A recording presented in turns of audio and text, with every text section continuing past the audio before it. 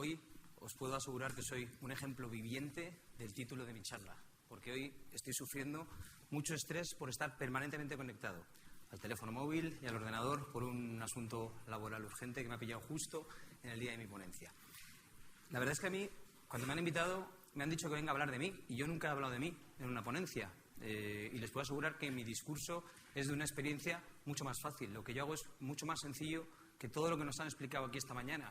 Lo que pasa es que eso tiene un efecto multiplicador, porque la publicidad y el marketing lo que hace es multiplicar todo lo que nos han podido enseñar esta mañana. E Internet todavía multiplica aún más. Sin más, voy a entrar ya a hablar de mi experiencia personal y profesional con Internet. La verdad es que la primera experiencia que tuve yo con Internet fue literalmente sentimental. Y fue una novia que tenía que trabajaba en Servicom, que era el primer proveedor de Internet en España, o uno de los primeros.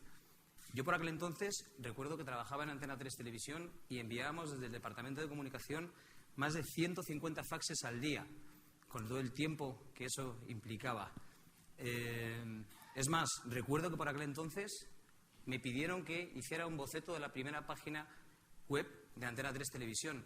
Y yo lo que hice, lógicamente, fue pintar de manera literal la portada de un periódico, porque no podía abstraerme de la experiencia que ya había tenido hasta entonces. Por lo tanto, lo hice un trabajo, trasladar al digital algo puramente analógico.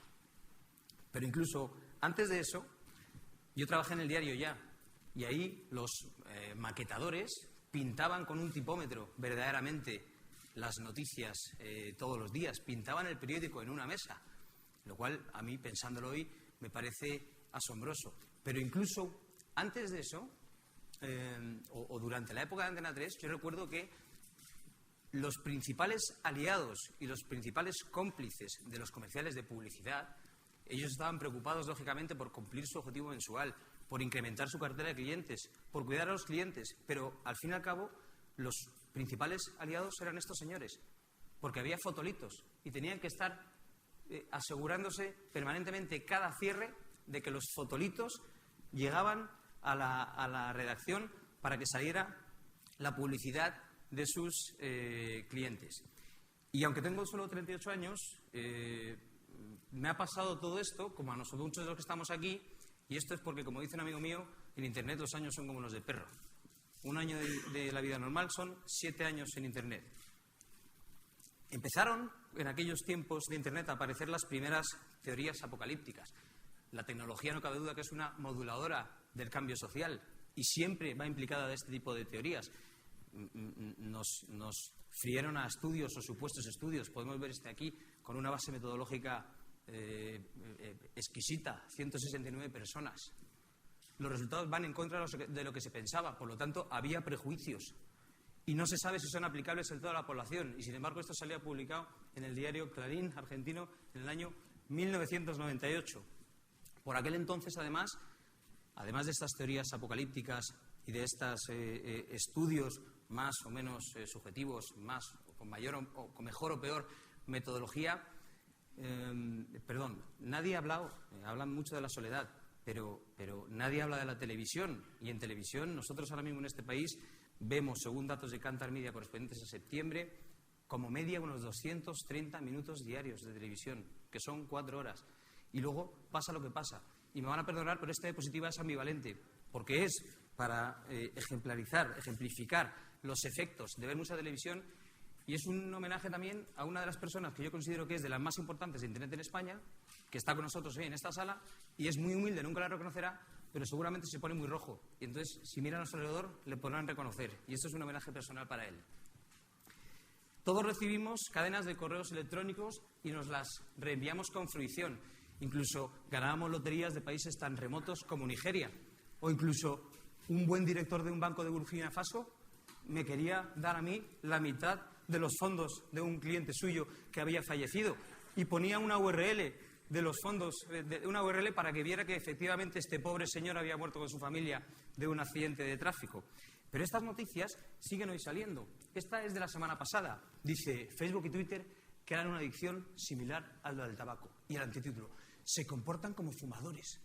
¿Y cómo se comportan los fumadores? Los fumadores fuman, pero son personas normales y corrientes. Este estudio yo creo que no buscaba más que el salir en los papeles, porque si vemos la última frase, que los de atrás no la verán, dice que los estudiantes se dieron cuenta que los medios sociales pueden adueñarse de sus vidas. Bueno, yo creo que estos mensajes, al fin y al cabo, son mensajes muy para la galería, como he dicho antes. Y seguimos con el phishing. Y esto es de la semana pasada. A mí lo que más me llama la atención del phishing es que todavía no han aprendido a redactar en un correcto español. Porque es que siguen redactando fatal y siguen poniendo las mayúsculas y las minúsculas como en inglés y encima redactan mal. Pero bueno, las teorías apocalípticas, como digo, siempre son, y estas teorías, digamos, negativas de Internet siempre son, van asociadas a cualquier innovación tecnológica, pero no se puede considerar esto norma. Yo os preguntaría, ¿alguno de vosotros ha sido víctima del timo de la estampita?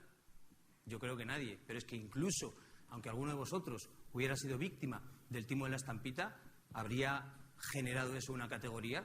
¿Habría vallas publicitarias en la calle? ¿Habría anuncios de televisión diciendo tengan ustedes cuidados que hay gente por la calle que hace el timo de la estampita? Pues en Internet pasa lo mismo. Lo que pasa es que además quienes hacen estos timos se están dirigiendo, están aprovechando una cuestión meramente cultural y están tratando de aprovecharse de gente de la mitad de la población aproximadamente que vive todavía en otra cultura.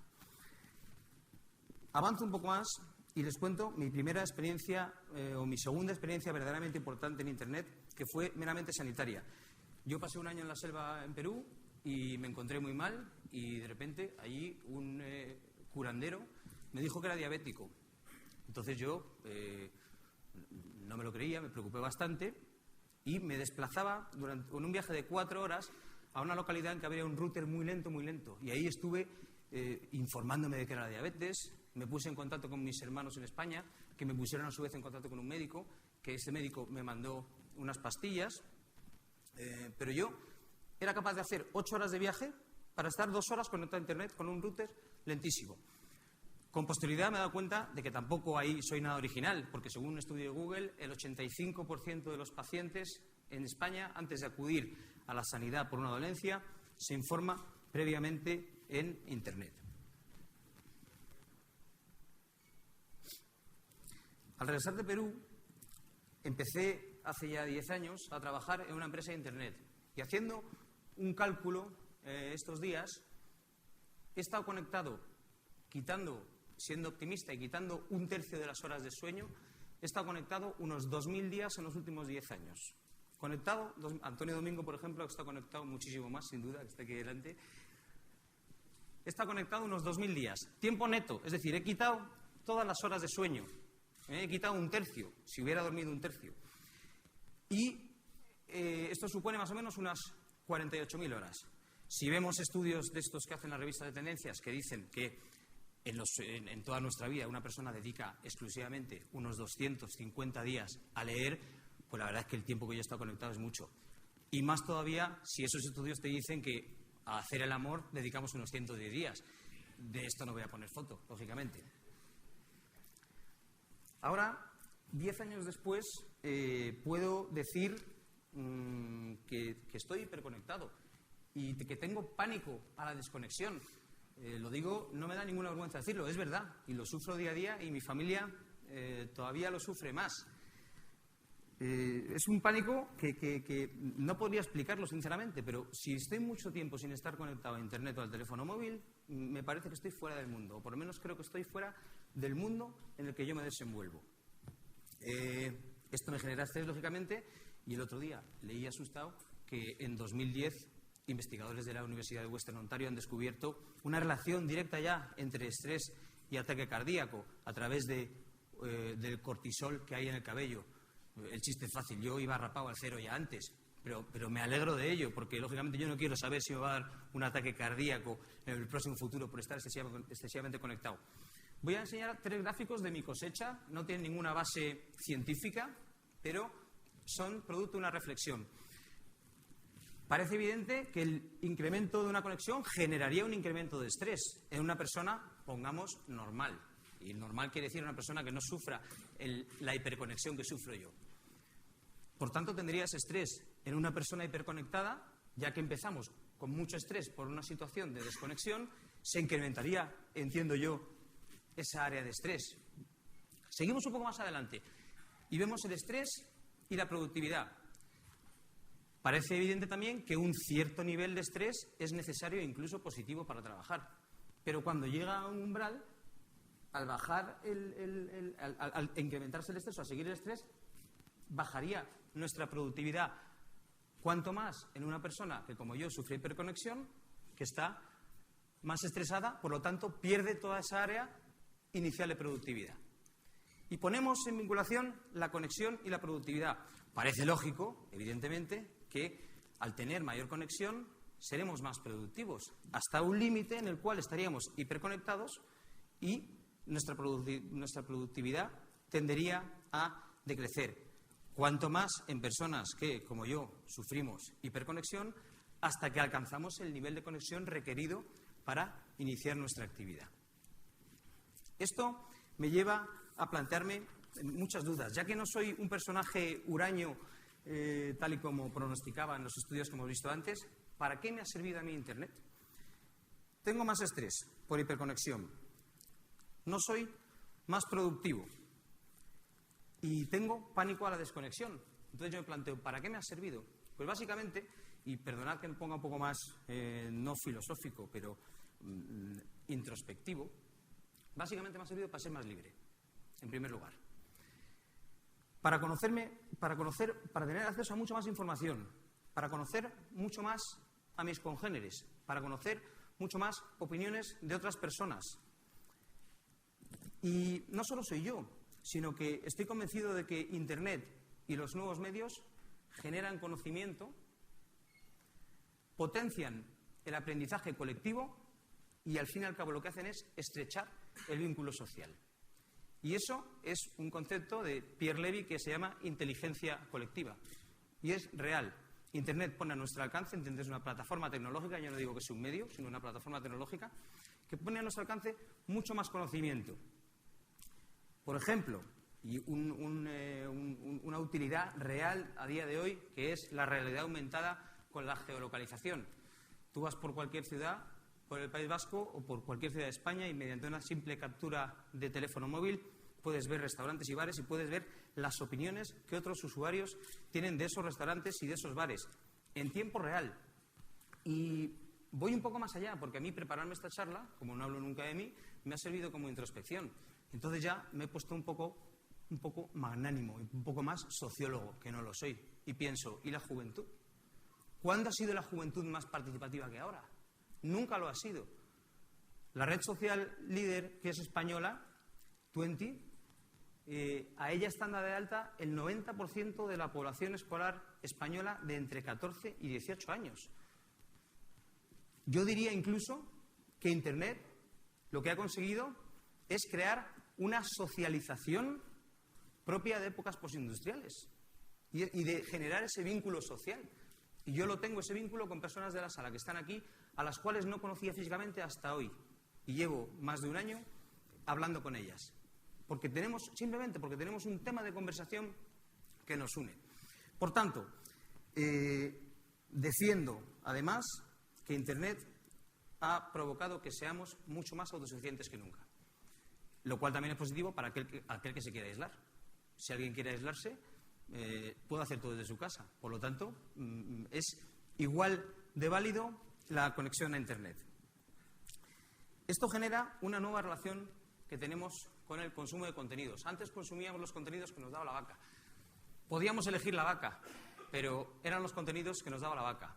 Hoy podemos elegir el tipo de contenidos, podemos elegir la procedencia e incluso podemos elegir nuestros propios contenidos y ponerlos a disposición de los demás. E incluso nuestros propios contenidos pueden competir, llamemos así, con contenidos hechos por las vacas que hemos visto antes. Esta nueva forma de relación con los contenidos es culpa, en gran medida, de esta señora de aquí, que ha sido capaz de transmitirnos desde casi el nacimiento, o desde por lo menos los 3 años, la posibilidad de descodificar mensajes audiovisuales de manera sencilla y automática. ¿Cuál es la nueva relación de las personas que han nacido en lo digital con el consumo de contenidos? Pues mira, mi hijo Samuel.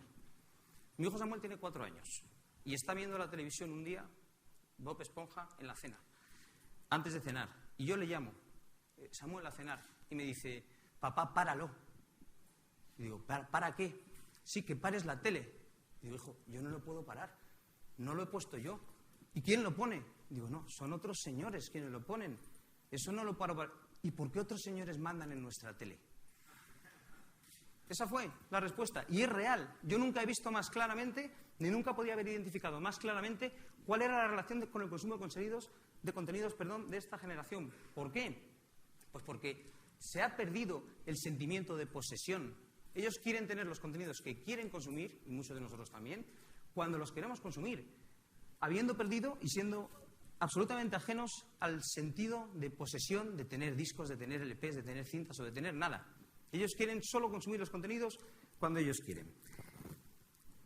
Las marcas, por tanto, y entro un poco más para terminar en la actividad a la que me dedico normalmente, las marcas también se han dado cuenta de esto. Y se han dado cuenta de que en vez de presentar pedazos ficticios de mensajes comerciales, tienen que presentar cosas sinceras, porque la sinceridad, aunque se exprese con un tartamudeo, es persuasiva y es elocuente.